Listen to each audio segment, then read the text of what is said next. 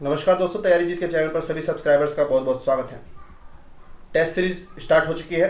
UPSC 2018 यानी कि IAS 2018 की प्रारंभिक परीक्षा की तैयारी के क्रम में जो टेस्ट सीरीज चलाई जा रही है उसका पहला वीडियो ये है और टॉपिक लिया गया है पॉलिटी यानी कि राज व्यवस्था। तो अधिक समय न लेते हुए चलिए शुरू करते हैं इस टेस्ट को। कुल मिला के 5 प्रश्न हैं और आपको हर क्वेश्चन के लिए कुछ सेकेंड्स दिए जाएंगे और 5 मिनट के अंदर जो है आपको जो है अपना आंसर भी जो है चेक कर लेना है कि कितने प्रश्नों का उत्तर आपका सही हुआ।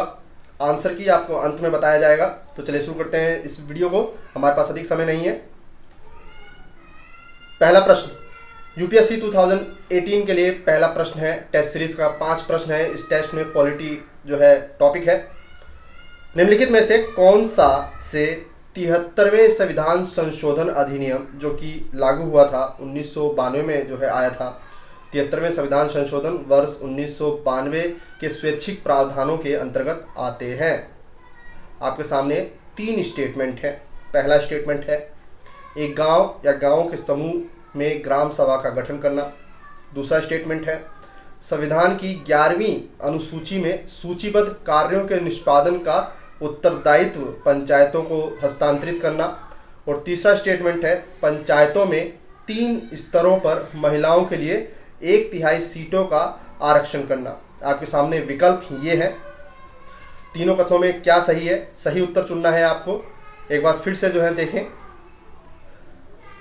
आपके सामने ये तीनों ही स्टेटमेंट हैं। तीनों स्टेटमेंट को एक साथ पढ़ सकते हैं आप। 73वें संविधान संशोधन 1992, ठीक है। सोचिए और विचार कीजिए। नेगेटिव मार्किंग होती है इस परीक्षा में। अब पंचायती राज व्यवस्था जिन लोगों का अच्छे से क्लियर हुआ होगा वो लोग इस प्रश्न को अच्छे से उत्तर दे सकते हैं। सोचिए, विचार कीजिए। वीडियो को रोक करके आप समय भी जो है ले सकते हैं इस प्रश्न विशेष के लिए। तो पहला प्रश्न सही जवाब क्या है? आपके सामने 4 विकल्प हैं, A, B, C, D। सही जवाब है ऑप्शन बी, केवल 2। संविधान की 11वीं अनुसूची में सूचीबद्ध कार्यों के निष्पादन का उत्तरदायित्व पंचायतों का हस्तांतरित करना, यही एक स्वैच्छिक प्रावधान है। जबकि जो स्टेटमेंट 1 और 3 है वो अनिवार्य प्रावधान है, ठीक है। क्वेश्चन को जरा ध्यान से पढ़िए। पूछा गया है कि स्वैच्छिक प्रावधान जो है कौन से हैं, और स्वैच्छिक प्रावधान के अंतर्गत केवल और केवल स्टेटमेंट 2 है, ठीक है। यानी कि 1 और 3 जो है अनिवार्य है जबकि 2 जो है स्वैच्छिक है। तो यहां पर सही जवाब है ऑप्शन बी। आगे बढ़ते हैं, हमारे पास सिर्फ 5 मिनट है। निम्न में से कौन राष्ट्रपति के प्रसाद पर्यंत पद धारण करते हैं? प्रधानमंत्री, महान्यायवादी, उपराष्ट्रपति। आपके सामने विकल्प भी दे रखे हैं। सही विकल्प कौन सा होगा? क्वेश्चन नंबर 2, निम्न में से कौन राष्ट्रपति के प्रसाद पर्यंत पद धारण करते हैं? क्वेश्चन नंबर 2 का सही जवाब है, क्या होगा? क्वेश्चन नंबर 2 का सही जवाब होगा प्रधानमंत्री और महान्यायवादी। हालांकि ऑप्शन में नहीं दे रखा, इसके लिए मैं माफी चाहूंगा। यहां पर ऑप्शन में होना चाहिए था 1 और 2 दोनों, ठीक है। जिन्होंने बनाया है उनसे मिस्टेक हुई होगी, उनके लिए मैं क्षमा प्रार्थी हूं। कौन राष्ट्रपति के प्रसाद पर्यंत पद धारण करता है? वो है प्रधानमंत्री और महान्यायवादी, ठीक है। प्रसाद पर्यंत पद का मतलब होता है कि राष्ट्रपति जब चाहे उनको जो है पदमुक्ति कर सकता है, लेकिन उपराष्ट्रपति का पद जो है एक संवैधानिक पद है और ये जो है राष्ट्रपति के प्रसाद पर्यंत पद धारण नहीं करता है। इसलिए केवल 1 और 2 ही इसका जो है सही आंसर होगा। राष्ट्रपति के प्रसाद पर्यंत पद धारण करने वाले पद है प्रधानमंत्री और महान्यायवादी। अगला प्रश्न है क्वेश्चन नंबर 3, राष्ट्रपति की क्षमादान शक्ति के संबंध में विचार करना है। वह सैन्य न्यायालय द्वारा दिए गए दंड को क्षमा कर सकता है, वह राज्य कानून द्वारा निर्धारित मृत्युदंड को भी क्षमा कर सकता है। आपके सामने 4 विकल्प हैं। कौन सा स्टेटमेंट इनमें से सही है? केवल 1 सही है, केवल 2 सही है, या दोनों ही सही है, या दोनों में से कोई भी सही नहीं है? क्वेश्चन नंबर 3, राष्ट्रपति की क्षमादान शक्ति के संदर्भ में विचार करना है। सही जवाब है यहां पर दोनों ही स्टेटमेंट बिल्कुल सही है। वह सैन्य न्यायालय द्वारा दिए गए दंड को क्षमा भी कर सकता है, वह राज्य कानून द्वारा निर्धारित मृत्युदंड को भी क्षमा कर सकता है, ठीक है। यहां पर होगा सी, 1 और 2 दोनों ही कथन जो है बिल्कुल सही है। अगला प्रश्न क्वेश्चन नंबर 4,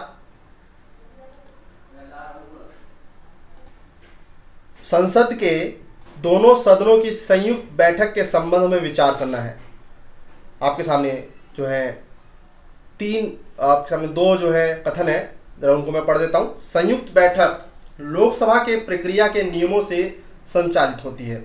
दूसरा कथन है संयुक्त बैठक संविधान संशोधन विधेयकों के लिए भी आहूत की जा सकती है।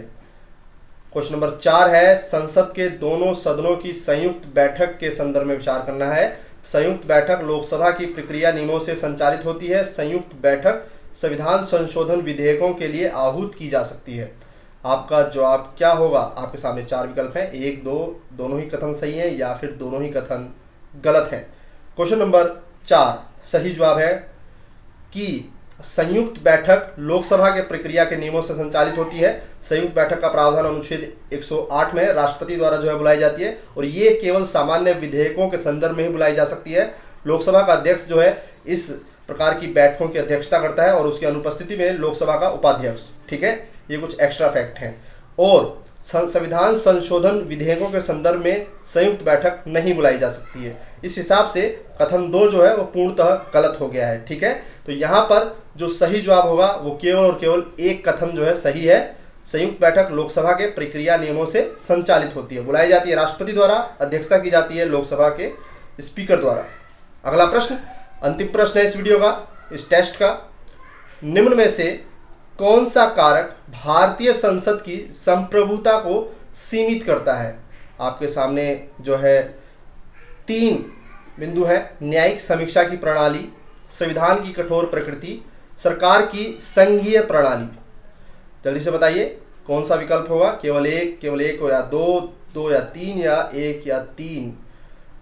क्वेश्चन है कि कौन सा कारक निम्न में से भारतीय संसद की संप्रभुता को सीमित करता है? अंतिम प्रश्न इस टेस्ट का और आपके सामने 4 विकल्प हैं। तो सही जवाब है इसका ऑप्शन 1 और 3, यानी कि न्यायिक समीक्षा की प्रणाली और सरकार की संघीय प्रणाली। तो इस हिसाब से यहां पर होगा डी, केवल 1 और 3। और सुन लीजिए, भारतीय संविधान की संप्रभुता को, माफ कीजिएगा, भारतीय संविधान की संप्रभुता को सीमित करने वाले कारक हैं संविधान की लिखित प्रकृति, सरकार की संघीय प्रणाली, न्यायिक समीक्षा की व्यवस्था और मूल अधिकार। ठीक है, और यहाँ पर प्रश्न के हिसाब से जो जवाब होगा वो होगा कथन 1 और कथन 3, यानी कि बिंदु 1 और 3 जो है सही है। न्यायिक समीक्षा प्रणाली जो है सीमित करती है और सरकार की संघीय प्रणाली, इस हिसाब से 1 और 3। तो कुल मिलाकर 5 प्रश्नों के उत्तर भी मैंने बताए। कितने प्रश्न आपके सही हुए कमेंट करके बताइए।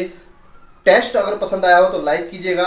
प्रश्नों का स्तर कैसा रहा ये भी कमेंट के माध्यम से बताइएगा, शेयर कीजिएगा और चैनल को सब्सक्राइब अवश्य कर लीजिएगा। मिलते हैं अगले वीडियो में जो कि टेस्ट के रूप में ही होगा। लगातार बैक टू बैक 2 टेस्ट और आएंगे।